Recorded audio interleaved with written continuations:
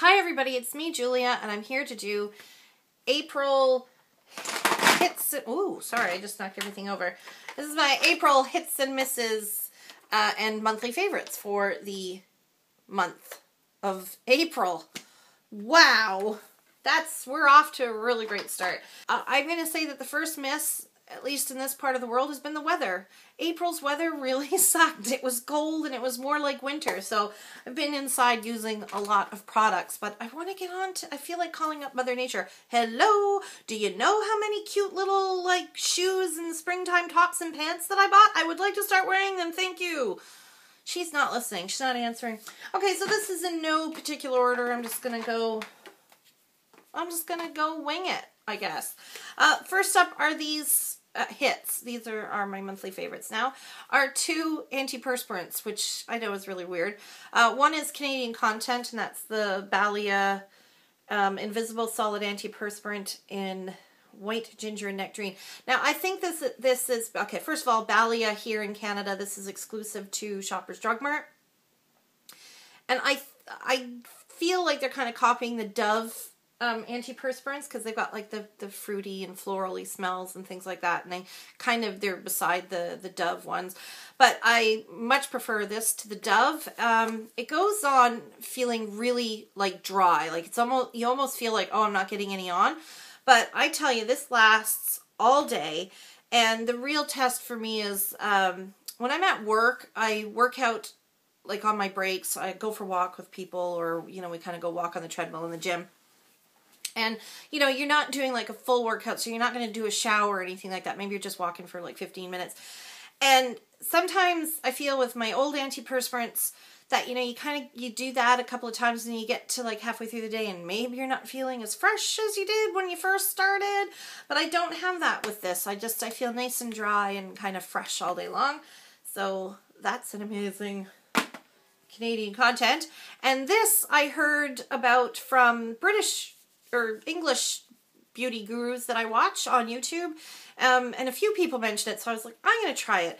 And the one that I picked up is the Mitchum Advanced Control Ultimate Strength and Protection Powder Fresh. This is a really good bargain. It was $4 for 76 grams, and usually you pay $4 for 45 grams, so it's really good.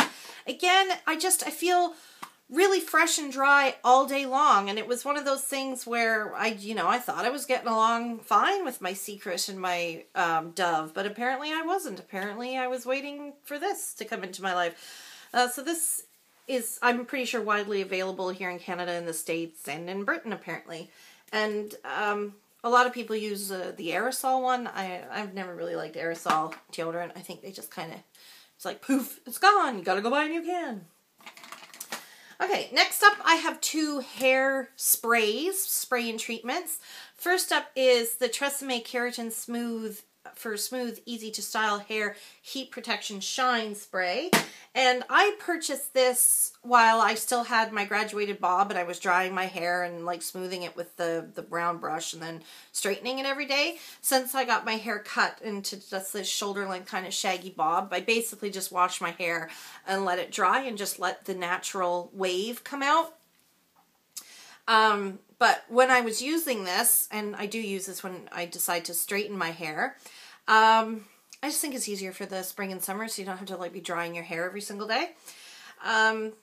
Anyway, I can't really say how much you're protected against the heat because I don't tend to have a problem where I feel like my hair is being damaged by heat, but I can say it's got a wonderful smell. And it left my hair feeling really soft and looking nice and shiny. And it's made me want to go out and try the other Keratin Smooth, like the shampoo and the conditioner that they have in the line.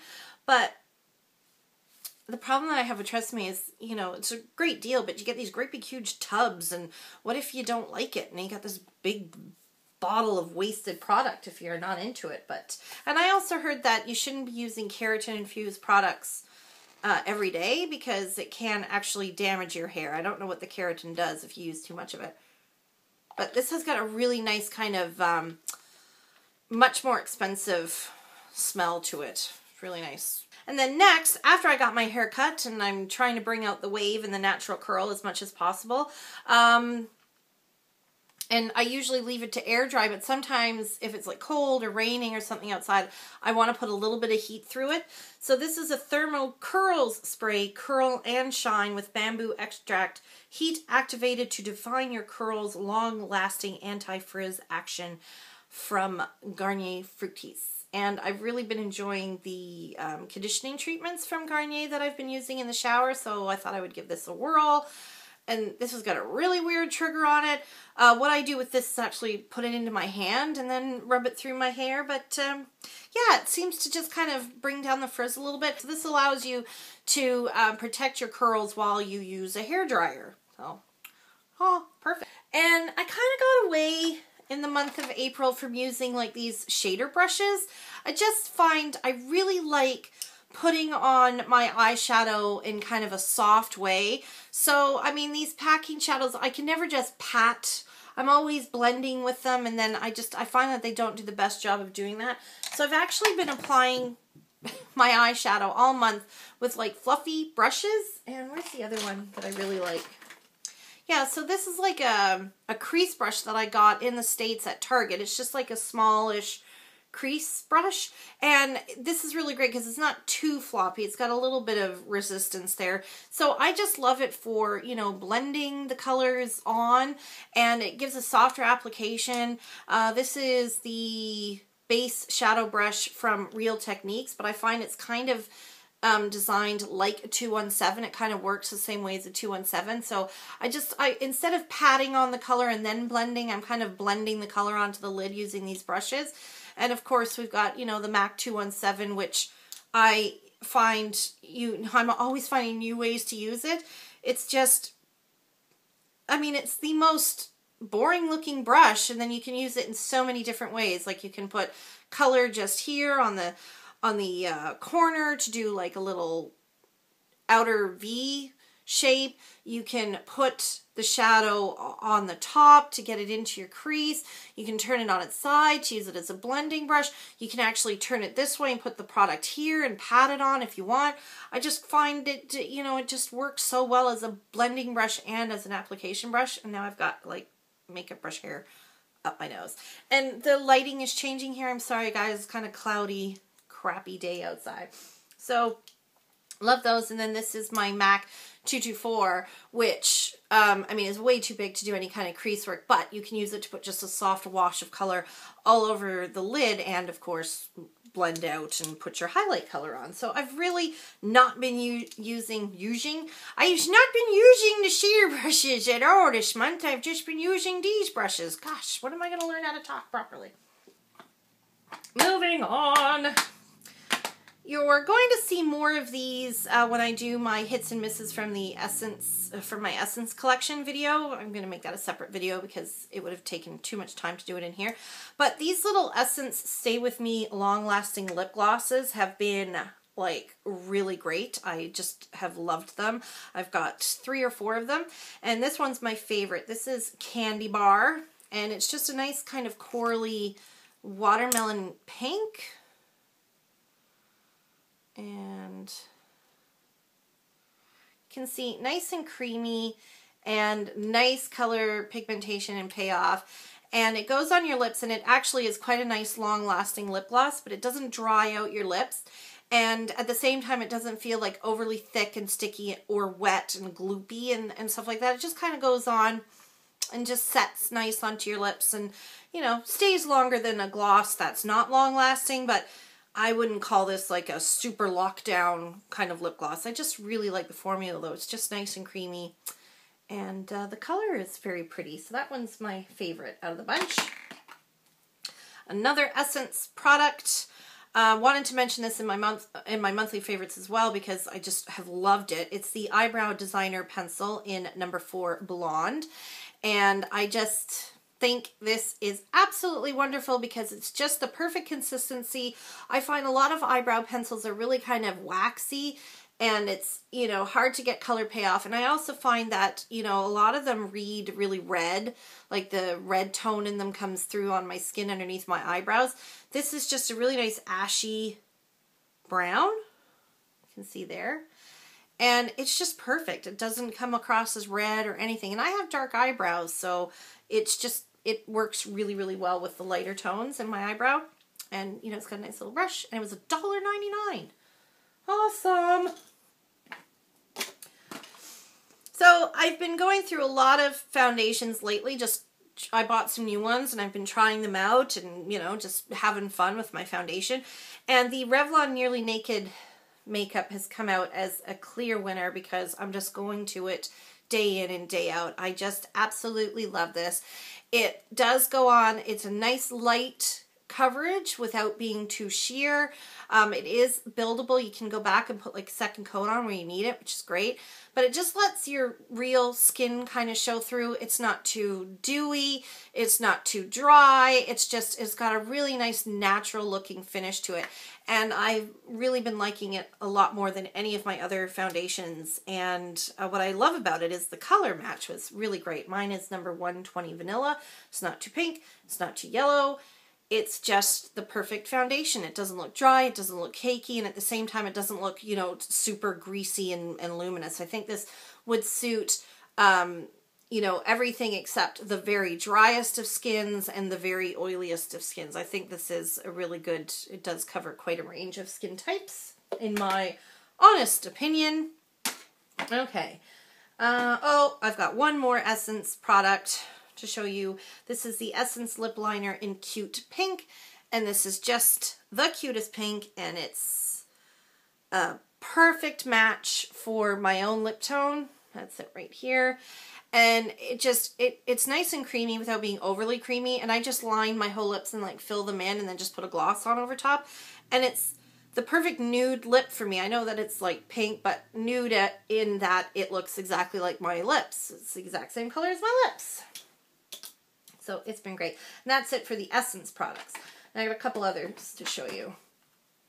So I wanted to mention the Sweet as Candy little trio from Wet n Wild. It's what I'm wearing today. It's just nice, soft, and pretty. To me, the one trio that's talked about the most is the Walking on Eggshells. I find that trio to be too warm toned for my skin. It just doesn't work. It really brings out a lot of yellow in my skin, and it's just not the greatest. This trio gives the same kind of look for those of us that have a little bit cooler skin tone or that don't like those really warm kind of goldy tones. It's got just a nice vanilla shade, and then this brown looks quite warm, but it's actually more like a shimmery taupe when you put it on. So it's very flattering. It's not too, like I said, it's not too warm at all. And then there's this really nice kind of pretty pink. And this vanilla color, so it's like, it's kind of like Neapolitan ice cream. It's really, really pretty.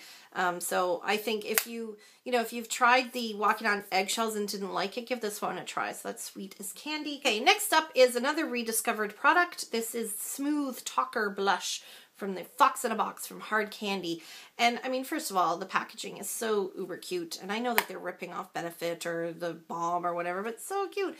And you get quite a bit of product. You get 5.7 grams for under $8.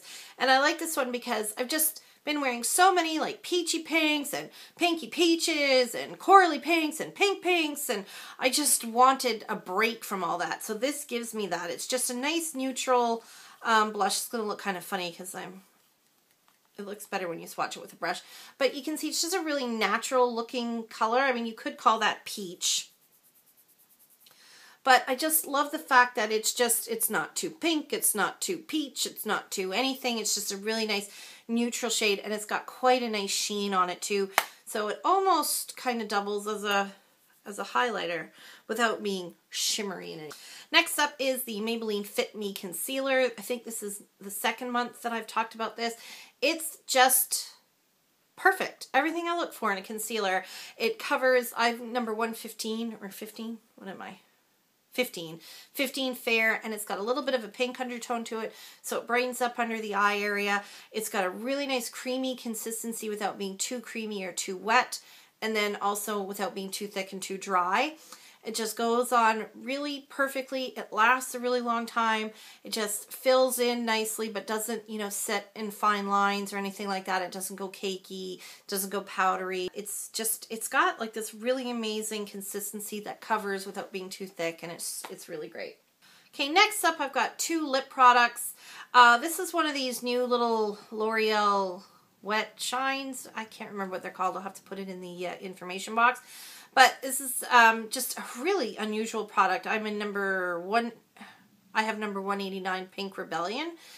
And I mean, it just looks like a normal lip gloss. But when you put it on, it's really wet and very sheer. But it dries down to a nice soft finish. And looks really great. That's what I'm wearing today.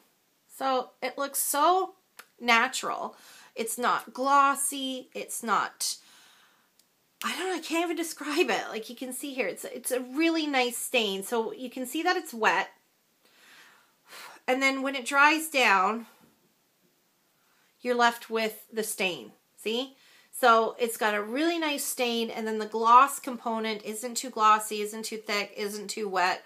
It just dries down to a really nice natural feel, and just keeps your lips stained looking really nice and very subtle all day, and it's just great. So I only have this one, but I'm thinking of getting more because I liked it a lot. And then I picked up a new Color Whisper from Maybelline, and this one is in Cherry on Top, and it is a really nice bright pinky color, and I've been wearing it a lot. That's it there. But unfortunately, I did have some misses this month. Boo. Now, I keep meaning to mention this, and I don't know if I have mentioned it. I apologize if I've gone over this already, but I'm still disappointed with it. It's the Dior Show Mascara. Now, okay, let me have a disclaimer here. I used to wear this exclusively. Like when I was in my 20s and 30s, I've mentioned before, I was a mascara snob. I thought I only bought high-end mascara, and this was my favorite because it's got this nice big brush on it, and it just smells expensive, and it is expensive. It's $36, which is crazy.